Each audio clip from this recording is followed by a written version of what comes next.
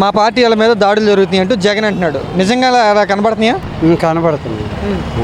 ఎందుకంటే అది కరెక్ట్ కాదు. అది శాంతిభద్రంగా పవన్ కళ్యాణ్ అన్నాడు కాబట్టి అది పర్వాలేదు. ఎందుకంటే గొడవలు వద్దు, ఎవరి పనులు వాళ్ళు చేసుకుందామని వాళ్ళు అన్నాడు కాబట్టి పవన్ కళ్యాణ్ ఓకే.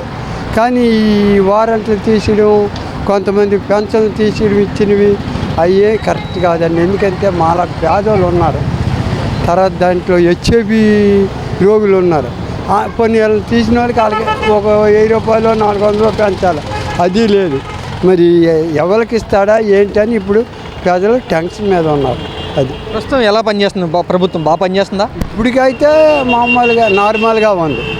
ఇక్కడికాంచి ఎట్టి ఊపుతుందో జనాలు ఇప్పుడు భయపడతారు. ఇప్పుడు ఎలాగా ఆడపడుచులు 45 సంవత్సరాలు డబ్బులు కూడా తీసేయండి, అది కరెక్ట్ కాదు. పోనీ ఎవరికి ఇవ్వాలా ఏంటి, పిల్లజాలు లేని వాళ్ళకి ఇవ్వాలా లేకపోతే ఉన్న వాళ్ళకి ఇవ్వాలా అని అది కూడా వాళ్ళు కరెక్ట్గా చేయలేదు. కాబట్టి మరి రాజ్యం ఎలా జరిగిద్దో ఆ చేతుల్లో ఉంది కాబట్టి ఆలోచన. చెప్పిన పథకాలన్నీ చంద్రబాబు గారు ఇస్తారనుకుంటున్నావా? ఆయన చెప్పిన పథకాలన్నీ ఇవ్వడండి. ఇప్పుడోడు కాదు, ఆయన ఎప్పుడో ఇందిరాగాంధీ ఉన్నప్పుడు హోమ్ మినిస్టర్ అయినాడు. ఆయన దగ్గర మినిస్టర్ అయినాడు. అప్పటి నుంచి ఆయనకు అనుభవం ఉంది. ఇవ్వాలంటే ఇవ్వగాడు, ప్రభుత్వంతో పారాడు. కానీ ఇప్పుడు మరి ఆయన వల్ల కాదు, ఇవ్వడానికి కూడా ఆయన వల్ల కాదు. అదండి. మామూలుగా తెలుగుదేశం పార్టీ వాళ్ళు కానీ వేరే ఇతర పార్టీ వాళ్ళు కానీ వైసీపీ పార్టీ వాళ్ళ మీద దాడులు చేస్తున్నారా? చేస్తున్నారు. చూస్తున్నాను నువ్వు వార్తల్లో. నేను వార్తలు చూస్తున్నాను, ఇంట్లో టీవీ చూస్తున్నాను. అది కరెక్ట్ కాదు. ఎందుకంటే పవన్ కళ్యాణ్ మాట చెప్పారు, దాడులు వద్దు, శాంతిభద్రంగా ఉండండి అని. ఆయన కరెక్ట్. కానీ ఈ ముసుగులో గుద్దులాటి ఈయన చేస్తున్నాడు చంద్రబాబు. సరే, ఇప్పుడు అధికారంలో ఉన్నారు పవన్ కళ్యాణ్, దాడులు జరుగుతున్నా కూడా ఏం మాట్లాడతలేదంటూ జగన్ పార్టీ వాళ్ళు అంటున్నారు. నేను జగన్ పార్టీ, నేను వైసీపీ. కానీ పవన్ కళ్యాణ్ ఆయన మాట మట్టు కరెక్ట్. ఎందుకంటే గొడవలు వద్దు, అందరము బతకాలని అయినా అంటాను.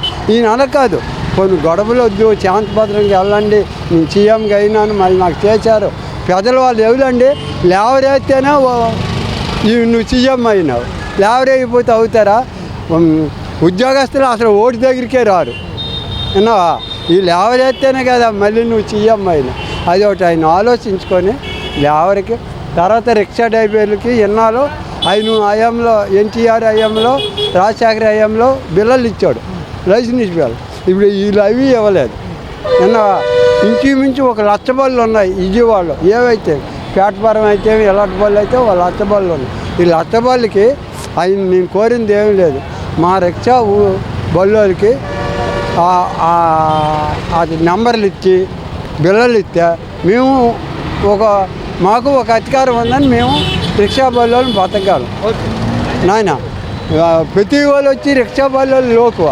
కానిస్టేబుల్కైతే, బైక్ వాళ్ళకైతే, ఆటో వాళ్ళకైతే, ఎవరికైనా రిక్షా బళ్ళోళ్ళు లోకు అయిపోతారు. అది లేకంటే జాగ్రత్తగా పరిపాలన చేయమని.